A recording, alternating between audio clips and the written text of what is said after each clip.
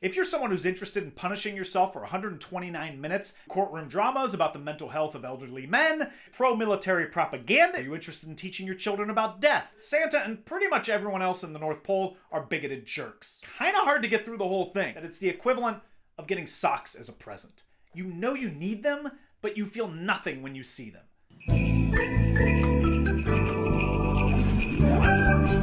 Now sure, we all love those classics, but I'm always on the hunt for new movies to add to the list. Unfortunately, it's not easy to make a good Christmas movie, mostly because everything has become so self-aware and cynical that it's hard to make something naive and well-intentioned, which is the key to a lot of these movies. But I have found some that have entered my rotation.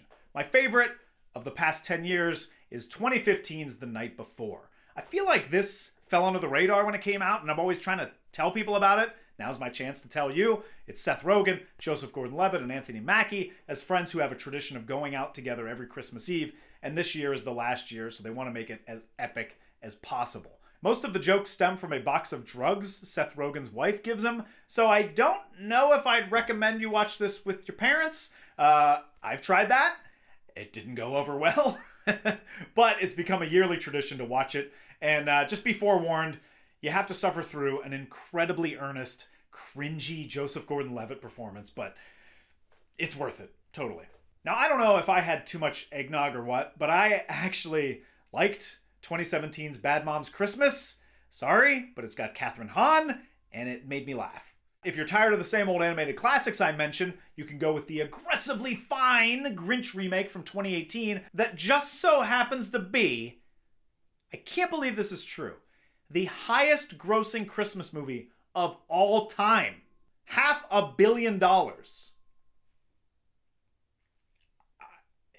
happened. If you want something a little less cookie cutter, 2019's Klaus is a gorgeous animated movie on Netflix, and as a bonus, Norm Macdonald voices one of the characters in one of his last roles. A movie that suffered because of the pandemic was 2020's Happiest Season on Hulu. It's a very funny comedy about a woman who brings her girlfriend home to her parents for the holidays, but has trouble coming out of the closet. It's got heart and a great cast, and most importantly, it has more to say than just putting the characters in wacky sitcom misunderstandings, which is usually how these types of movies go. Over on HBO Max, just came out, you can find 8-Bit Christmas, an incredibly derivative movie about a boy in the late 80s who's trying to get his hands on a Nintendo. It's obviously heavily influenced by A Christmas Story, and it takes this weird emotional left turn at the end. Feels a little unearned, but the writing is really sharp and the jokes are clever enough to make it worth a watch. And if you need superheroes in your stockings, you can hop on Disney Plus and watch Hawkeye, which is set in New York on Christmas, very nice. Or there's Iron Man 3, a Shane Black movie. In fact,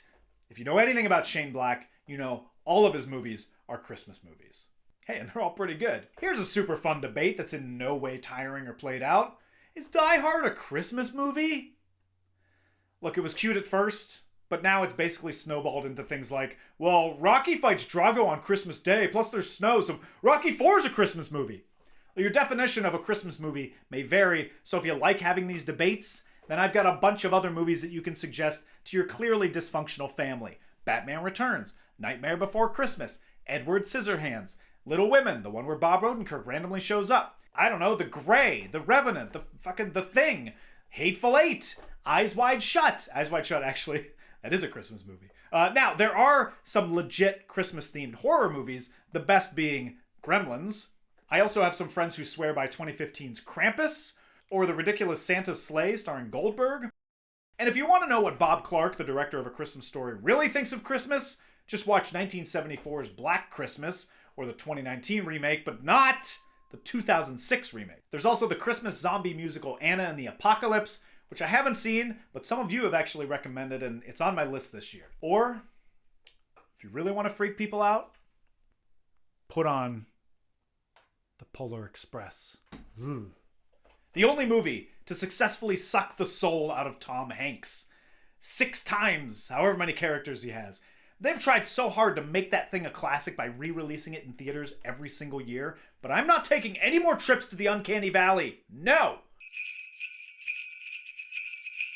And that seems like a perfect opportunity to transition to movies you should absolutely avoid this holiday season. Starting with Love Actually. There has been this steadily increasing drumbeat over the years, attesting to the greatness of Love Actually. Have you guys heard this? I have had multiple conversations with people, some family that I've since cut out of my life, about how it's their favorite holiday movie. And every time I just ask a simple question. Why? What is it you love about this movie? I'm usually more calm than that when I ask it. Am I? I don't know. Maybe they cut me out of their life. But I've never received a satisfactory answer. Usually it's just like, because it's just so great. The multiple storylines, the emotion, the love. And I'm sorry, but if you think any of those people in that movie are in healthy relationships, you have to re-examine your definition of love and relationships and how we deal with each other as humans. It is stuffed with awful, selfish people who lie, cheat, try to steal their best friend's wife from behind their back, abuse their positions of power, and I can understand being so dazzled by the sheer amount of stories that you don't quite pick up on how broken these people are the first time around. But how do you watch this over and over every single year and want to spend time with these people? I watched Love Actually after hearing so many people talk about how good it is. Oh my gosh, you haven't seen it, you have to see it. And I was appalled by what I saw. Wow. Now, Love Actually was 2003, and in fact, there were a string of awful attempts at Christmas classics in the early 2000s, trying to ride off the success of Elf, Deck the Halls, Christmas with the Cranks, any Christmas movie starring Vince Vaughn or Ben Affleck. Just throw those away and go with Bad Santa. But for the love of God, stay away from Bad Santa 2. And finally, one of the worst, most ill-conceived Christmas movies that's also kind of my favorite, that you should definitely not see, but it's also hard to look away because it's such a train wreck, is 2019's Last Christmas. It's based on the Wham song in a bizarrely literal interpretation. It is, to borrow a current popular word, bonkers. And I can't, in good conscience, recommend it. But I kind of, you have to see, God, just watch this thing. You have to see the insane choice they hang this movie on.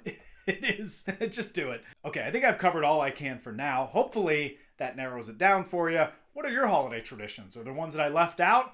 I know I left some out intentionally. In fact, if you've been watching my other video series, there's a very obvious omission, and that's because Christmas is coming early for fans of my Every Arnold Movie Ever series. In my next video, I'm making a one-time exception and skipping ahead to 1996 to cover Jingle All the Way, the greatest Christmas classic of them all. Or not. Find out next time.